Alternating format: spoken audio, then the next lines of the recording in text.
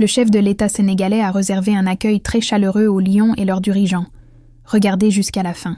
bi mu nekk un moment solennel ñëpp ñoo xam ne ñi ngi yor seen téléphone di immortaliser li nga xam ne mooy instant yi ci loolu lañ toll fi mu ne nii. Absolument dafa nekk événement boo xamante ni ku sañoon dund ko parce que évidemment dafa nekk lu am solo dans un instant avion bi wàcc na gis ngeen ko le président de la République ak le premier ministre dinañ dem ci buntu avion bi teeru Lions yi gis ngeen léegi daanaka gouvernement bi ñoom ñëpp taxaw nañu premier ministre ak gouvernement bi mu àndal yëpp daanaka teew nañu ñu fàttali ko fii ci aéroport ngir rek sargal Lions yi muy accueil exceptionnel ni ñu koy waxee rek boobu ba léegi kon déroulé bi Abdoul Aziz nañu jàpp ni noonu lay demee gis ngeen mascotu JOJ ñoom it daanaka ayo dañuy ñëw ci événement bi ngir rek fàttali ne sport daanaka jamono ji Sénégal daf ci fës lool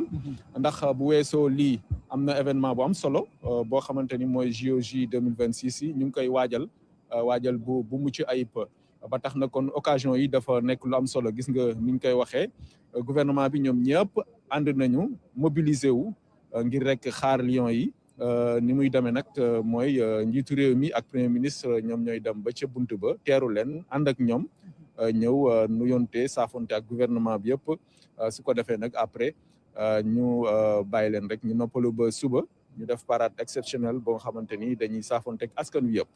waaw Omar lii day wane lii mooy Sénégal. absolument tey jii ñëpp dañoo jënd seen i nelaw. ni gaynde li ñu wanal démb bëggal Sénégal ba kenn nelawul bi ci guddi. dafa jar tey ñu ñëw fekk si leen fii teeru leen ba ñoom ñu xam ni day gis nga supporters yi nga xam ñoo nekkoon ci rond point. absolument ñu ngi nii ci wetu aéroport bi. di taal ay pétard pour wan gaynde yi tamit ni ñi ngi fi. absolument ndox ñooñu sax daanaka ca bëccëg ba léegi ñu ngi taxaw ak xam nga aéroport bi ni mu seddee et tout. mu jaral leen boobu ba léegi ñu taxaw ngir rek gis Lions yi ñu wàcc ñu saafonteeg ñoom loolu dafa nekk lu am solo di wane rek ne askan wi jamono ji fas yéene nañu delloo njukkal Lions yi ndax bégloo nañ leen encore une fois démb daanaka kenn nelawul gis nga Sénégal yëpp mobilisé wu ngir wane seen mbégte gannaaw ba nga xamante ni Lions yi def nañu seen mënin mooy rek dem yëkkati drapeau Sénégal ca kaw a kaw a kaw te loolu dafa naa askan wi yëpp dañ ci bég ba tax ñu waneeti ko tey njiitu réew mi ak premier ministre ak gouvernement bi yëpp ñoo teew solennité bi absolument mu nekk lu solennel ndax lii rek la réew am maanaam jël drapeau bi jël yóbbu ko ca kaw a kaw ni ko soldat yi di defee ni ko ñeneen discipline yi di defee xam nga loolu dafa neex ci xol ba tax na tey ñu war leen delloo njukkal lii nag di pàcc bu njëkk bi ñu wàcc saafonteeg ñoom teeru leen gunge leen ngir rek wan leen mbégte bi ñëpp am tey ngir dellu si bi fii ci Sénégal ak coupe bi ndax loolu rek lañ doon ñaan li président de la République li muy def tey dafa nekk dans la continuité maanaam logique la parce que bu ñuy dem da leen di sas da leen a sasoon jox leen drapeau bi wax leen ne dem leen ñëw indil ñu coupe bi donc bu ñu demee def loolu tey daanaka dafay nekk lu am solo loo xamante ni dafay war rek ñoom ñu indi seen pàcc wan leen ni askan bi kontaan nañu. Alors c'est un moment solennel Omar avec cet accueil que le président de la République va réserver à ces Lions du Sénégal. Ils sont arrivés, on leur attend juste qu'ils descendent de l'avion pour pouvoir être reçus par le chef de l'État et tout son gouvernement. Les Lions sont bien là, donc sur le tarmac de l'aéroport international Blaise Diagne. Au bord de ce vol,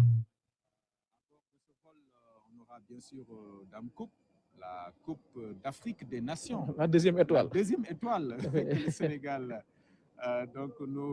que l'équipe nationale du Sénégal nous ramène aujourd'hui. Avec plaisir, voilà, vous voyez donc Abdoul Aziz, tout à fait, le président de la République et le Premier ministre. Tout à fait. waaw kon président ak Premier ministre daal nañuy génn. ñoom rek la ñuy xaar bu ko defee ñu dem teeru gaynde yi ci buntu li nga xam ne moom moo di avion bi. Absolument, ils sont en train d'arriver comme ça, donc ils se dirigent vers l'avion pour accueillir de façon exceptionnelle les Lions du Sénégal. Voici le président donc, de la République, Bassirou Diomaye Diakhar Faye, et le Premier ministre Ousmane Sonko, qui, je le rappelle, avaient suivi ensemble le match hier. Un match qu'ils ont suivi donc, dans une ambiance époustouflante, vraiment très tendue, beaucoup d'émotions. Mais au final, donc, le Sénégal a gagné et ils ont manifesté leur joie avec le peuple sénégalais qui est venu en masse devant les grilles du palais pour manifester effectivement cette joie exceptionnelle à la dimension de cette victoire, cette belle victoire des Lions au Maroc. C'est pas évident, Abdulaziz, hein, d'aller décrocher la coupe surtout à domicile contre l'adversaire, le pays organisateur. Sous la pression de toute une population, on a vu la tension que le match avait créé. Avec 200 décibels demandés par le coach marocain. Beaucoup de choses se sont passées. Hein. Tout à fait. Beaucoup de choses se sont passées avec les histoires de terrain d'entraînement, voilà, il y a eu beaucoup de sécurité, l'accueil, on se rappelle, et véritablement, il faut aussi dire, Abdulaziz, que les autorités sénégalaises ont réussi à gérer cette situation parce que quand même, il le fallait. Quoi qu'on dise, ça reste un match de football, hein. C'est le sport, ça ne doit en rien gêner les relations exceptionnelles. Les relations diplomatiques, le Sénégal et le Maroc. L'amitié fraternelle qui existe entre un match de football.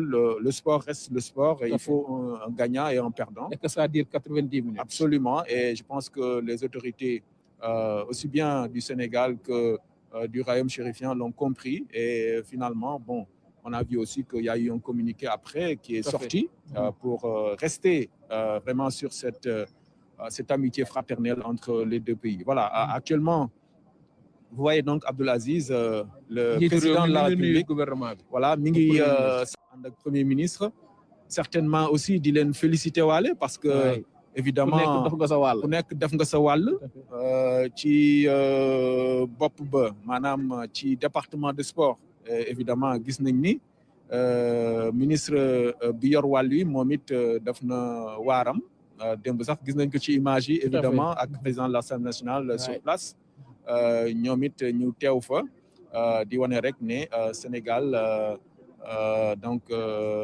benn bopp la dafa naa événement yu mel nii aussi dafay wane rek daf koy wane ne le Sénégal uni dans sa diversité franchement ñoom amul benn daanaka naatable ci xaaj ak seen ci wàll wi victoire ñëpp la ah te peuple bi yëpp ñoo ko war a féete amul kii ma nga fële kii voilà amul yenn clivage yi aussi bien politique yeneen kii daanaka ñëpp ñoo bokk victoire bi te Sénégal moo mel noonu suñu nekkee ci événement yi ngay xam ne benn bopp la kenn mun ko xar ñaar on a un pays exceptionnel un beau pays.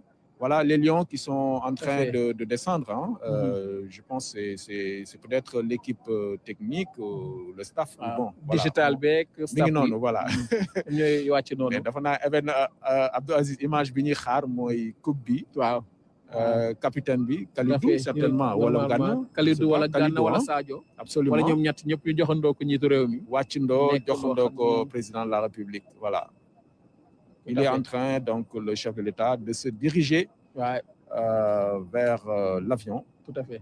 Pour donc accueillir les Lions du Sénégal revenus du Maroc avec cette deuxième étoile. Tout à fait. Mu nekk kon njiitu réew mi ginnaaw bi mu nuyoo moog premier ministre li nga xam ne ñoom ñoo di ki nga xam ne ñoo di gouvernement bi.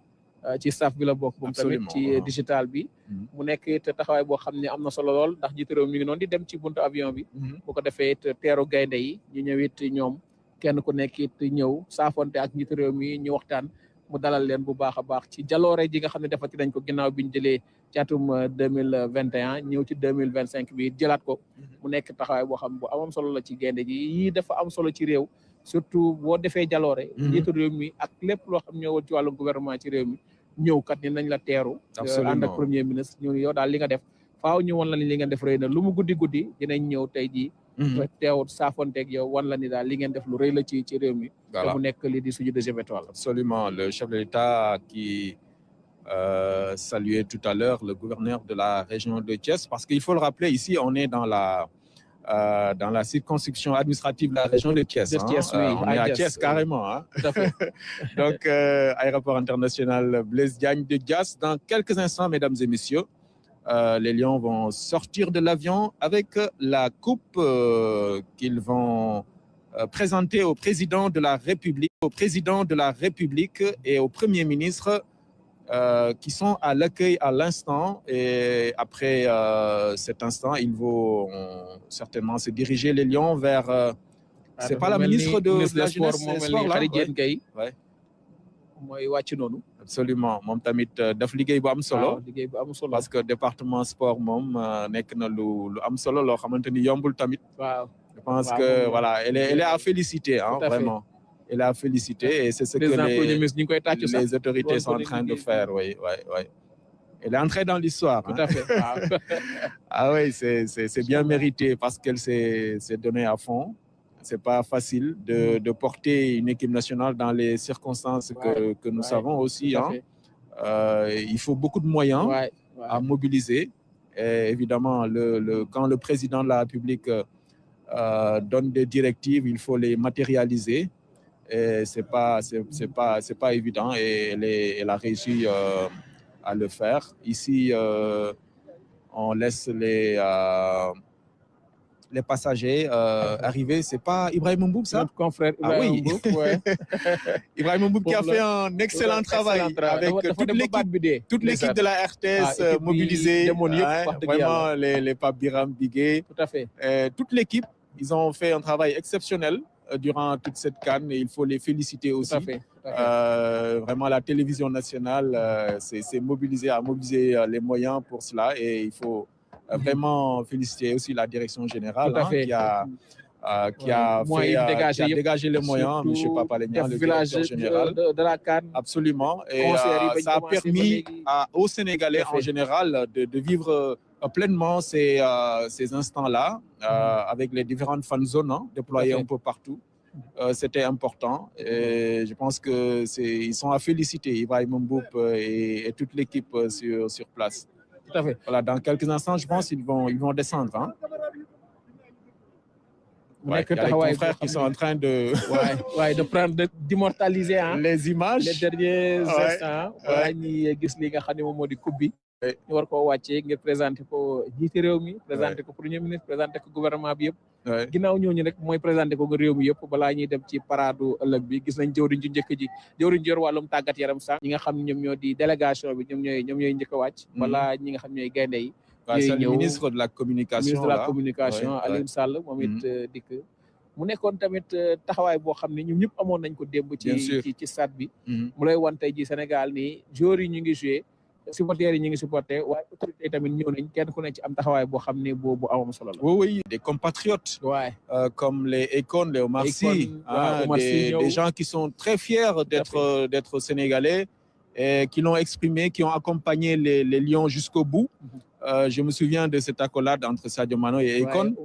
Il se dit que bon, li ñu waxante pratiquement mooy toogal dinañ jël coupe bi et tout. Bon, finalement, il l'a fait. Sadio Mané, c'est un joueur aussi qu'on doit remercier. Il a montré beaucoup de détermination, beaucoup de patriotisme durant toute sa carrière. Et hier, il l'a encore montré. Il a montré que véritablement c'est un leader.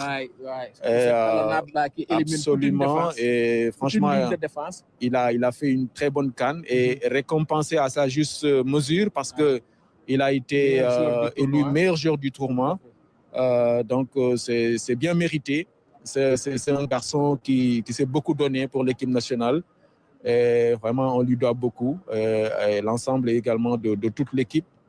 L'équipe s'est vraiment battue pour gagner cette CAN et aujourd'hui, on va encore les accueillir et leur dire un grand merci pour ce qu'ils ont fait pour le pays en nous ramenant cette deuxième étoile qu'on attendait ici lorsqu'ils partaient au Maroc. Abdoulaziz pratiquement yow xam nga football hein bon xam nga ni actuellement Sénégal moom daanaka ñoo gën équipe ci Afrique et wane nañ ko je pense que y a pas eu de surprise il faut le dire aussi démb la woon ndaxte ñun ak Maroc moo jël pay classement FIFA ñu jël deuxième absolument ñuy xëccoog moom ñu doon xool nag final bi au-delà final bi sax loolu la woon départagé ñaari équipe moo ñu doon départagé ñu ñëw nag gagné leen mu lay wan tamit te moo lay wan ni déclaration d'intention am na match buy daw conférence de presse dina ñëw coach bu nekk di nga wax li nga bëgg Sénégal dëkku ko yomb na waaye songu koo jafe non on a une ndawee ba bal bi daw kenn ku ne dina xam une excellente équipe je le disais hier je pense que c'est notre temps tout à fait suñu temps la dañu war a jël profiter jël 3 étoiles ou 4 au moins après maintenant li ci am bon on verra parce que aussi football loolu la cycle la rek c'est réalité actuellement ñun ñoo aye comme on dit il faut que ñu profiter ci jël le maximum de trophées et puis voilà bégloo askan wi wane ni Sénégal c'est un grand pays de football yàgg nañu daw ci ay Coupe d'Afrique yàgg na mais actuellement avec les équipes qu'on a aujourd'hui vraiment on dirait qu'il a la voix mais Ibrahima on va lui arracher quelques mots Ibrahima, viens ici. On va t'arracher quelques mots là. Comment tu vas? Ibrahima, félicitations. Champion d'Afrique. Vous avez fait un excellent boulot. Vous êtes en direct, vous avez fait un excellent boulot, on le disait tout à l'heure. Alors aujourd'hui, vous avez voyagé avec l'équipe nationale. Quelles sont vos impressions, vos premiers mots après avoir foulé le sol du Sénégal avec cette coupe? Ouais, complet. Je m'excuse d'abord pour la voix cassée. Nous sommes contents de cette deuxième victoire. Et rendons grâce à Dieu d'avoir encore une fois eu la chance de commenter en direct un titre du Sénégal en phase finale de CAN. Je crois que c'est une victoire amplement méritée. Le Sénégal est un très beau champion. En 7 matchs, les Lions ont eu à décrocher 6 victoires. Un seul match nul, marqué 13 buts. Ils en ont encaissé seulement 2. Il y avait du caractère parce que cette finale-là, c'était difficile à remporter devant le pays organisateur. Le Maroc qui n'a pas perdu à domicile depuis 2009. Ça fait quand même un bon bout de temps. Les Lions ont réussi à gagner à Rabat en finale de CAN devant le pays organisateur, devant 69 000 supporters. C'est tout simplement un très bel exploit des Lions du Sénégal en phase finale de CAN. Là, on découvre Pape Thiaw, l'entraîneur, qui est en train de saluer le président de la République et le Premier ministre, qui est en train de le féliciter, évidemment. C'est extraordinaire ce qu'il a réalisé, Pape Thiaw, vraiment, parce qu'on sait que pour une première, il a réussi à décrocher cette CAN et il faut aussi lui le féliciter. Hein. Ouais, c'est le premier entraîneur sénégalais qui gagne sa première CAN. Et le CHAN. Il gagne aussi le CHAN. Tout à fait. Pour sa première expérience sur le banc en tant que sélectionneur national, il gagne la CAN. C'est une première dans l'histoire de cette équipe nationale. Il a été réactif comme entraîneur, il a fait de bons choix, il a su manager un groupe, ce qui est difficile pendant presque 40 jours. Et je crois que c'est un coach qui a un bon relationnel. Certains ne le voyaient pas au début aller jusqu'au bout, mais ceux qui l'ont connu savent que c'est quelqu'un qui a fait ses diplômes tout en étant joueur déjà. Il a eu à faire beaucoup de diplômes, il a eu de l'humilité, il a eu le sens de l'écoute. Il a eu à faire les bons choix et au bout du compte, il est champion d'Afrique. Il faut le féliciter et on est content de voir un fils du pays gagner encore une fois un trophée continental pour le Sénégal. Ibrahima, vous avez vu la coupe, hein? Tout à fait, waaw. Coupe bi moom machallah Ibrahima, au président de la République et au Premier ministre. Hein. Waaw, ñu koy présenter président de la République ak Premier ministre. Ils sont en train de saluer les joueurs bu nekk.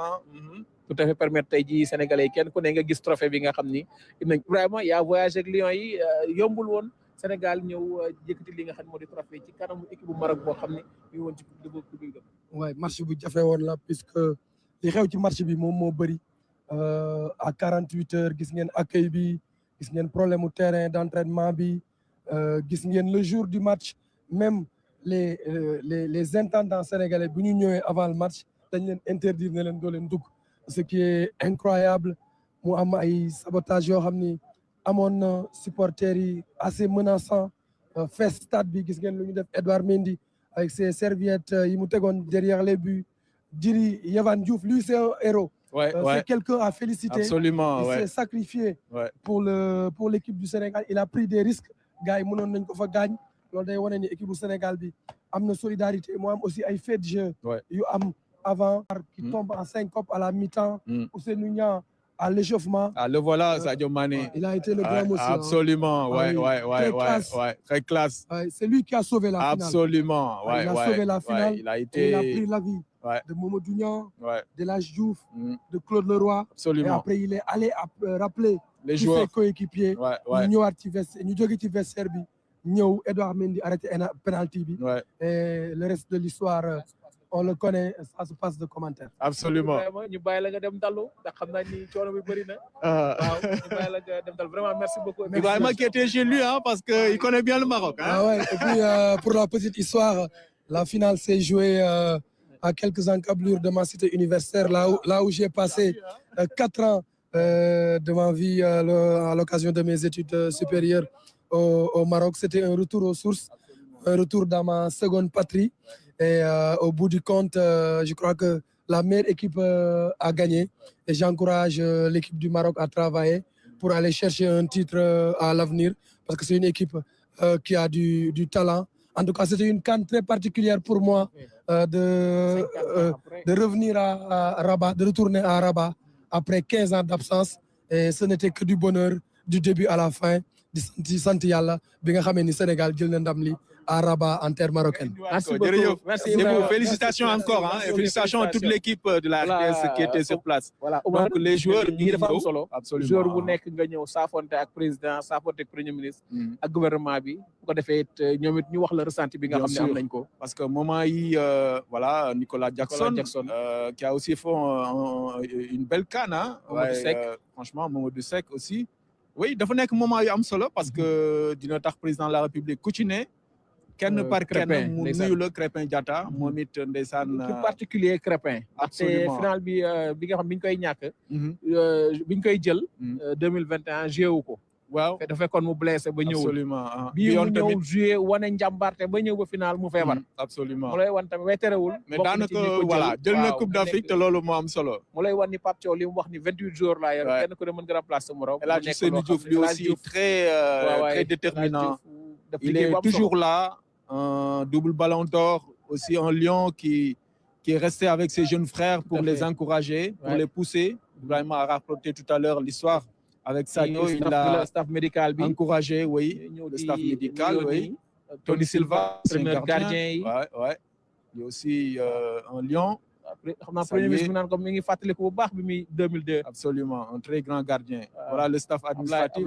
le secrétaire général Abdoulaye Sow ñëw vraiment mu nekk taxawaay boo xam ni bu am solo la ñoom tamit daf liggéey bu am solo franchement avec le président de la fédération aussi Abdoulaye Fall qui est aussi à sa première participation Babacar Ndiaye président Ligue football professionnel absolument nekk lu am solo ñoom tamit staff bu am solo la def naa seen liggéey aussi war nañ ko rafetlu parce que ñoom daanaka c'est notre confrère là Bakary Cissé c'est le président de la commission mooy président communication mooy président tamit ligue bu Ziguinchor effectivement donc un à un ils sont en train de saluer le président de la République et le premier ministre les membres bien les joueurs le staff technique que le personnel administratif ñoom ñëpp daanaka ils ont eu tous le mérite de porter l'équipe nationale. Cheikh Seck, l'ancien gardien de but,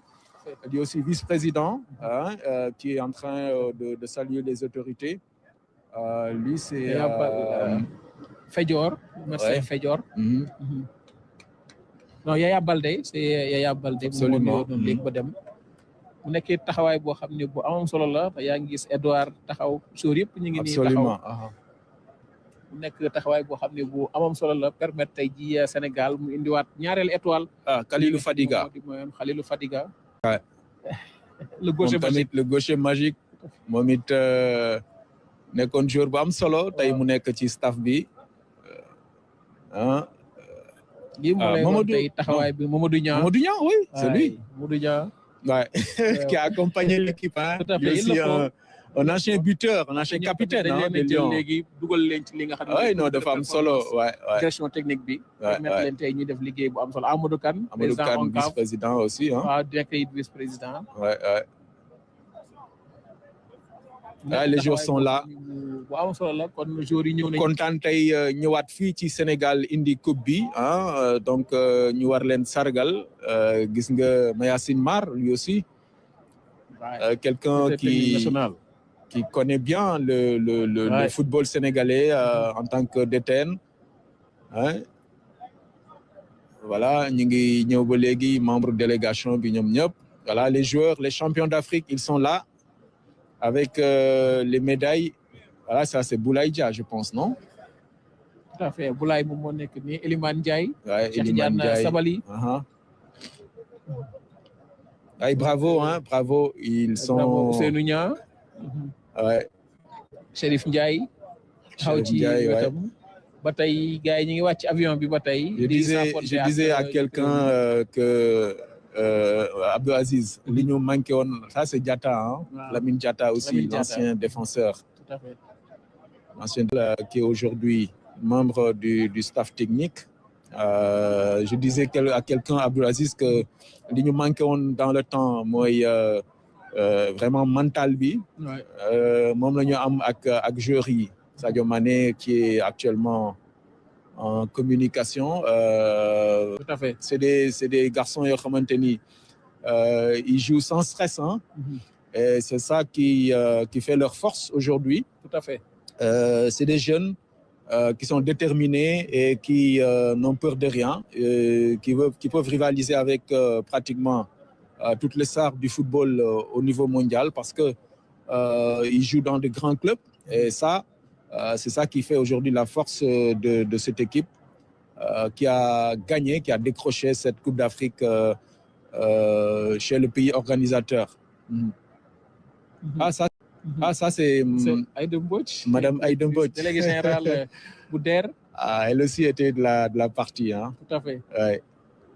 Comme pour dire qu'il y a eu beaucoup d'autorités qui se sont déplacées et une première déclaration du chef de l'État avant la cérémonie de demain devant les grilles du palais de la République. On écoute le président de la République prononcer quelques mots.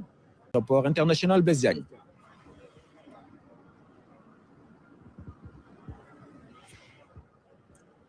Voilà la dernière mise en place avant la déclaration du chef de l'État qui aura quelques petits mots. Oui, voilà. On va donc écouter le chef de l'État qui va donc parler. Ouais. Voilà. Monsieur le Président, bonsoir. Vous venez les Lions qui reviennent avec cette deuxième étoile. Quels sont à l'endroit de Djambar? Merci beaucoup. Je crois que le premier mot qui correspond au sentiment le mieux partagé par toutes les Sénégalaises et les Sénégalais, c'est fierté. Ils nous ont rendus fiers en tenant la promesse qu'ils nous avaient faite en quittant Dakar. Quand je leur ai remis le drapeau, ils se sont engagés à ramener cette coupe. Et durant toute la compétition, en les regardant jouer, nous avons senti tête et qu'ils avaient à cœur de ramener cette coupe et de rendre le peuple sénégalais fier. Ils l'ont fait en étant héroïques. Ils l'ont fait en produisant du beau jeu. Ils l'ont fait en étant très fair play. Ils l'ont fait en étant exemplaires sur le terrain et en dehors du terrain. Adversaire